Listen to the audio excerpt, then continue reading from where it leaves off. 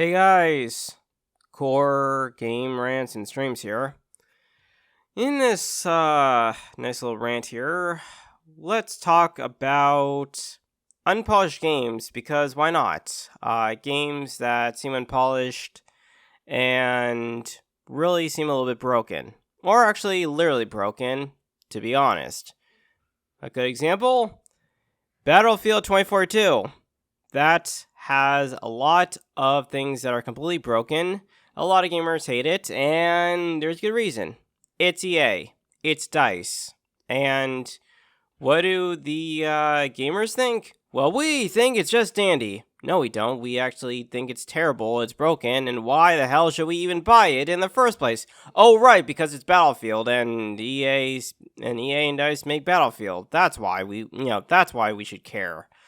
But, of course, like everything, here in the Western industry, we have a lot of different companies that make good games, but we have a lot that the most common, popular companies, or publishers, that make terrible decisions and basically give the developers and others a very limited open window. Essentially, they give them a special date of when they want the game to be done and released, and then, of course, by the time the product comes out, we as gamers just eat the game up like it's chocolate or any actual food that you can think of. I don't actually think considered. Well, actually, nah. You know what? Chocolate can both be a food and a liquid. It can be both because hey, there's a product called Nutella. There's also regular chocolate like chocolate Easter eggs, which are candy and you can usually buy because it's Easter. And Easter, what do? You go out and you buy some chocolate eggs. Or if it's Valentine's Day, which just passed, you can also look into buying some chocolate candy for your loved one that you care for, or as a friend who you truly care about as a friend. Either way, yeah, we ended up buying that, and then by the time we get it and it's in our hands, we start playing it, and guess what happens? It's completely broken. Whose fault is it? The people or the company responsible. Who in particular? Well, there are several different companies. We have EA being the most needy, gritty, rich, fucking goddamn bastards that want to milk gamers dry, and we just sit down and we just enjoy it, and then of course by the time we're done with it we say, oh my god, this is terrible. Why did I even bother spending 60 to 70 bucks on this game? Seriously, what the hell? Why did I buy this game in the first place? Oh wait, of course, it was my unquenching thirst of money wasting of a game because I love Battlefield, and I was hoping that Battlefield 2042 would not be like the past games. I thought it'd be better. And the way how they lure you into this, it's because of trailers. Yes, you see trailers because, if you see a trailer for a game, your brain thinks it's good, and then you have the impulse of putting it on your wish list and then buying it when it comes out, or you decide to just go ahead and waste your money so that way you can pre-order the game and voila. And then, of course, what does EA do? Oh yeah, they stick microtransactions. They also put more awesome DLC shit that your brain will probably want to spend on because your brain wants, that cool, awesome weapon upgrade that apparently doesn't actually come within the game. So you have to literally spend some maybe 14 to 20 bucks on that special weapon item in order for you to advance through the game. But that's also another way of cheating. How is it cheating? Because that's literally throwing a lot of money under what is it? Throwing under a bridge and hoping that something good will happen once you buy that product and it makes you a badass. Sure, you could do that, but yeah, here's the thing. A lot of these games, and I know I'm literally putting EA under a microscope for this. And you know what? Hey. EA is the most hated company. Well, actually, you know what? We'll call them. They're the first mighty company that really deserves a lot of flack, and because, well, Andrew Wilson is a dick. And also and anyone who works at EA, deserves everything that they get for working at a very, very not so good company. And not to mention that the pay and the working overtime, that also falls in line with that. I mean, hell, you can even look at Ubisoft. That's also another company because, well, Ubisoft recently said that they're looking into exploring the world of NFTs. What is NFTs? Non-fungible token. Well, what is that exactly? Well, to try and use a little bit of expertise, because obviously I don't know a lot about NFTs, but one thing I do know is it's basically gambling away some of your money in order to get, let's say there's a special JPEG of something within a game, and it's basically a bidding war, and I don't know, you know what? I don't really know a lot about it, so please, you can go ahead and criticize me because I'm not an expert in knowing a lot about NFTs, but hey, you want a good solid description of what NFT does, or anyone who really spends money on NFTs, just do a Google search. Thousands and thousands of different articles will talk about it, and you'll get the idea. Okay, it's basically the same thing as spending money on loot boxes. Okay, seriously, loot boxes, DLCs, microtransactions, gotchas, you name them. Okay, seriously, you're throwing money when you could be using your money for something else. Let's say, paying off a rent for your apartment. You could save that money and use it towards paying off your rent. Instead, you decide to throw that money away because obviously it's something that you decide to throw that money away on that NFT thing because you think to yourself that, hey, it looks pretty cool, I want it, even though it's not a fully physical product. So, there you go. But, anyways, enough beating with the whole EA and microtransactions and others.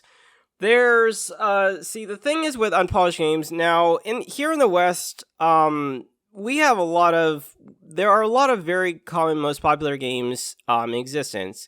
We have, like, the Madden series, the NFL game series. We have some interesting gacha games made by a lot of developers. And we also have games like Battlefield, Call of Duty, and so on and so forth.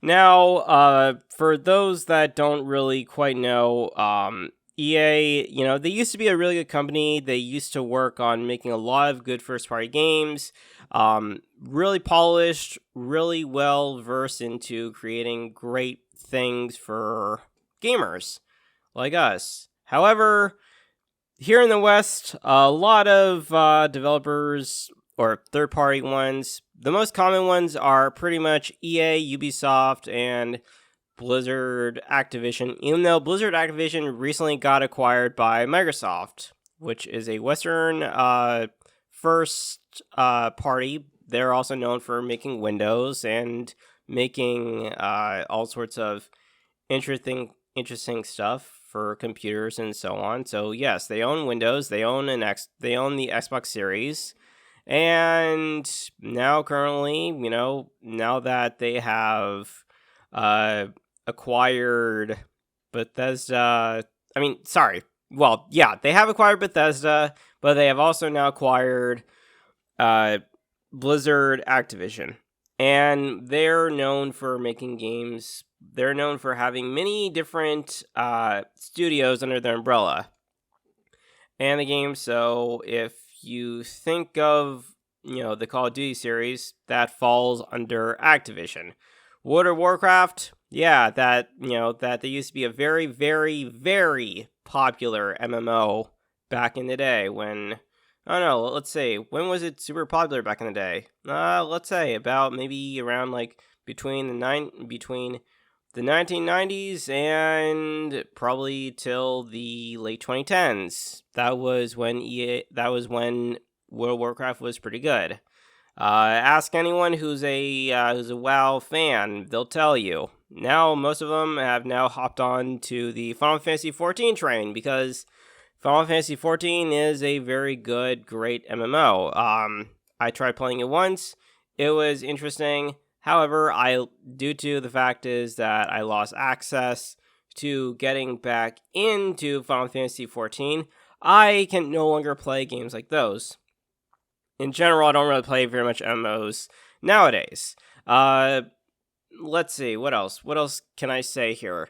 Yeah, so these days, if you really, really want to play some really good, solid games and polished ones, definitely look into playing some games that are made by Eastern game companies. Now, you could look at Square Enix, though. I mean, their Final Fantasy games are kind of not being quite as great as, let's say, the early 2000s to 2010. Like, I think the last great one was Final Fantasy X and X-2. Though I have to say, Final Fantasy X had a really, really good story. Final Fantasy VII was also really good. Now, of course, there's the Final Fantasy VII Remake, which that's not a fully completed series, because considering that there's only one part available, I know that they're working on a part 2, but yeah, I mean, essentially they took the Final Fantasy 15 mechanics and they decided to recreate Final Fantasy VII into something. I mean, it's still the same game, though you're seeing it more of in modern visual style, and you're seeing it more of real cool, interesting things, and the story has changed a bit. Now, ask any Final Fantasy VII Remake person, they'll say it's amazing, but I'm not going to go into details, because obviously the second I say anything negative, I will definitely get attacked. So I'm going to just leave it there, okay? I mean, personally, I just love the original Final Fantasy VII, and, if you like Final Fantasy VII Remake, hey, good on you. Enjoy the Final Fantasy VII Remake, okay? But yeah, the original Final Fantasy VII is really good. It's a solid, complete story. And plus, not to mention, I grew up in the 1990s, so there you go. Okay? And, there are plenty of other ones. I can't really name a whole bunch of them that are from the Eastern. Actually, Bandai Namco is one of them, besides Square Enix. Let's see. Koei Tecmo, they're also another studio company. And yeah, essentially, if you really, really want to play a really good, solid game, stick with indies and Eastern style games, okay?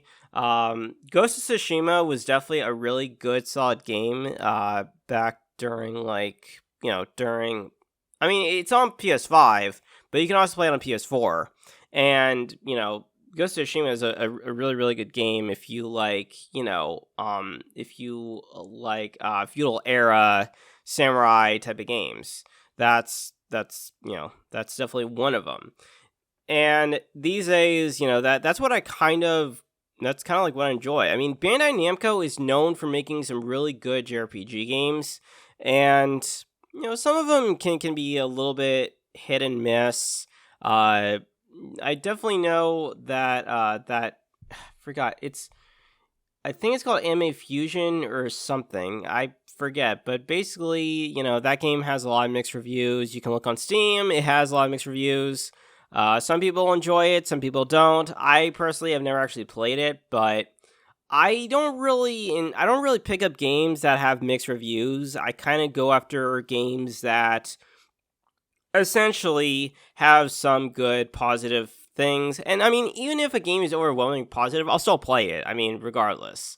And um that's the other thing too. Because when I was watching the guy who I officially hate, Rich Golden Eagle, he would always talk about how much he hates a lot of, how he hates a lot of games these days. But the one thing he doesn't really understand is that not every game that's made by different studios is, they don't really censor a lot of their games, okay? Some games, there really is no reason to, to really show a lot of cleavage and stuff. And honestly, I'm starting to realize that, hey, it's up to the developer. The developer is the one that's creating the games, okay? If the developer wants to add in some fan service, hey, it's their call, okay? Now, if you yourself, decide that you want to create a game that's, that has a lot of fan service and appealing, hey, by all means, go ahead, do it. If you have the skills for game design and, and for audio and stuff like that, hey, feel free, to go on it. Look at Minecraft. Minecraft was made by one person, okay? Literally. And the game is so good. I mean, it's really popular. I mean, even if you look on one of the games known as Fortnite, Fortnite, it was popular back in the day. And what really caught on was the fact is that there was this cool almighty god known as Ninja. I forget what his real name is, but his stage name is Ninja. And he, a lot of fans found him super popular. He was, popular with the kids who were between the ages of 13 and 18 or something around there. And, and that's how Fortnite took off. It wasn't,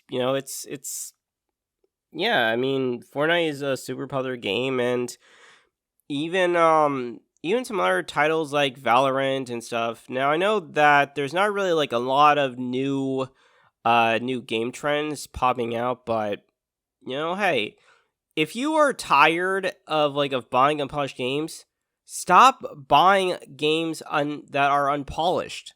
Buy games that feel polished, that are new, that don't have, and buy games that are kind of original, new IPs, or just basically a new game that's not based on, a game that was made back in, let's say, early 2000s. Okay? You can look at what games could you possibly look at? I mean, you could look at a whole bunch of different if you look at Sonic. I mean, let's say a company like Sega remasters Sonic Adventures. Yeah, I mean, I feel like it would end up being a little bit unpolished, but whatever. Hey, it's Sonic. People like me, still enjoy Sonic. I mean, I still kind of enjoy Mario, but honestly, I'm kind of in a mixed camp right now, honestly, because I mean, I don't really play a lot of Sonic games, and there's a lot of newer games now. One of the cool, awesome little games to pick up, and I'm not sure if it's actually on PlayStation or Xbox or Nintendo Switch, but I definitely know it's on Steam. It's called Vampire Survivors, and that game is really, it's just simple, because and yeah, it's made by by a small indie studio, but it's really good. I mean, it really minds what games were like back in my high school days, because I remember when I was in high school, a lot of the high school kids, we would there was one guy, I remember, I think his name was Michael McRae, and he I remember, I think from what I was told, he ended up putting Pocket Tanks, which was a game made for two people, and you could also just play with yourself against a computer, and what would end up happening is Pocket Tanks is just a simple game. It's two tanks on a field, and basically they have different weapons that can fire. I mean, and whoever destroy whoever gets the most highest amount of points or whatever, hey, is the victor. And yeah, and games like those are a lot of fun. I mean, if you look back at the back during like the Game Boy days, there are a lot of really fun games back in the day that Nintendo made. And you can still play, you can buy a Game Boy emulator if you wanted to play on your desktop. Yeah, on your desktop. I mean, even the Steam Deck, which is coming out, you can also play some of those games. And you really don't need to buy unpolished games from companies like Ubisoft, EA, or essentially any Western company, because a lot of them are really just remastering and remaking a lot of the games from the older generations. And honestly, I've gotten to the point now where like I'm gonna just find what games that suit me, whatever games that whatever floats my boat, and just enjoy them, honestly. And I mostly enjoy a lot of games made from the Eastern, because at least in a lot of the Eastern companies that are made like from Japan, and I think Korea. There's a game called Lost Ark, which is an MMO, and it's gaining a lot of attention. And yes, I have heard a lot about the whole thing with the male feminists and stuff. I'm not going to go into that stuff. Honestly, I'm going to keep some of that stuff, or most of it, off my channel here on YouTube, okay? I'm not going to go into it.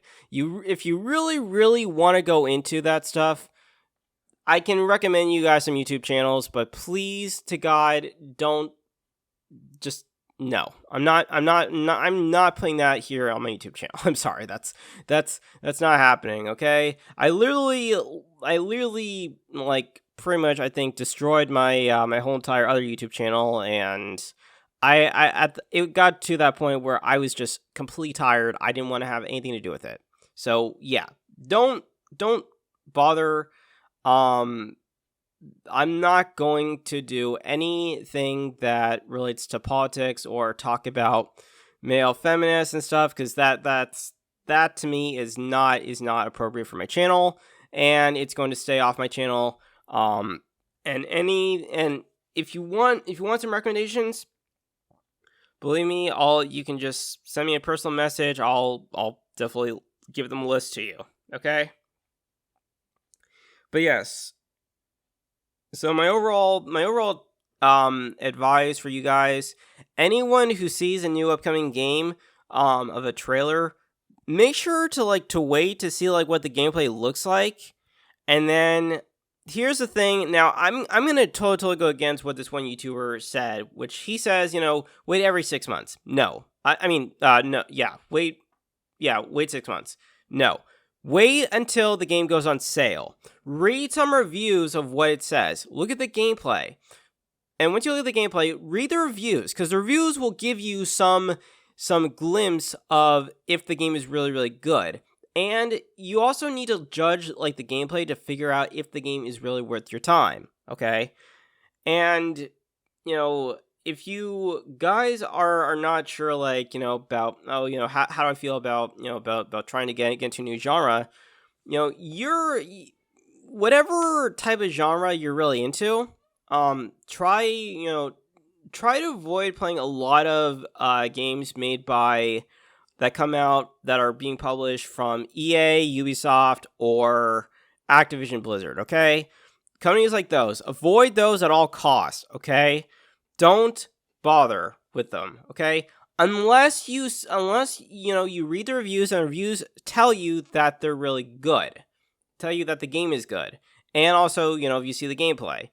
But if the reviews say don't buy this game, it's terrible, and let's say about 75% of reviews say it's bad, then don't buy it, okay? If it's mixed, it's up to you if you want to actually purchase the game or not. Okay. To me, honestly, I just kind of just avoid them, because I may end up not liking the game, and Yeah, I could get, yeah, if I don't like the game, I could just get a refund from Valve, but honestly, I'm not going to bother with that in general, okay? That's my best advice for you. So do your best to, and I understand a lot of you guys have like some serious impulses of buying new games on release. I mean, hell, I'm guilty of that too, honestly. I mean, when I saw the Kingdom Hearts Switch cloud versions, I even though I said I wasn't going to spend like $90 on the whole entire thing, my brain was like, "Go ahead, spend it." Even though I made a terrible mistake and I knew I shouldn't do it, and I said I wasn't going to, but my brain just said do it anyways. And then of course I try it out and it doesn't work. So the moral of the story is cloud version is not there yet. Okay, and seriously, if you want to play Kingdom Hearts series, play either if you have a good, if you have a good solid gaming desktop, play it over on Epic Game Store. Okay, if you want to. Okay, you can also play it on over on PlayStation 4 if you still have your PlayStation 4.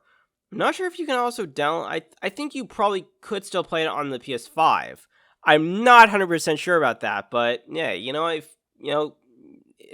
you know from someone else that actually has verified information that you can actually play Kingdom Hearts series on PS5, hey, go for it. Same thing with the Xbox Series S and X, okay? But avoid the Switch versions because it's terrible. I did read an article that says that a lot of the Kingdom Hearts games over on the Switch Cloud version is terrible. And I don't understand like why Square Enix and Nintendo didn't just, bring the games over as just a solid, as they are. Why put them in a cloud version is beyond me. I mean, right now a lot of us live in different areas and different parts of the world. And all the internets all of our internets are different because they run at different speeds. Some are really good that can run games on the cloud, but others not so much. And we're not quite there yet. I mean, technology hasn't gone to the point where it's so easy to play the games on the cloud. But the other thing too is that it is nice to own whatever games you want in terms of digital, but also it's physical. And honestly, I think that's what companies should look for is just keep releasing newer games in physical, not just digital. At least that's my point. But anyways, I'm ranting on to a different topic anyways. But yeah, if you liked everything that you heard, definitely give this video a like, share, and of course, feel free to leave comments if you want. And if you're new to the channel and you like everything that you heard, definitely hit the subscribe button. And you can definitely follow me over on Facebook. I'm not making a Twitter account because Twitter is a dumpster fire of a site. And honestly, I'm not going to put myself over on Twitter, so yeah. But yeah, follow me on Facebook if you guys want to. But other than that, just, keep checking back on a daily basis for new upcoming content. I'm still trying to decide on when I want to start streaming. I think I might wait till I have a little bit more subscribers before I start streaming. So there you go. But if people want me to just go ahead and start the streaming thing, even if I don't have a really big amount of subscribers, I'll do it anyways. All right. So with that, I'd like to end it off here. This has been Core Game Rants and Streams, and I'll see you guys next time. Have a good day.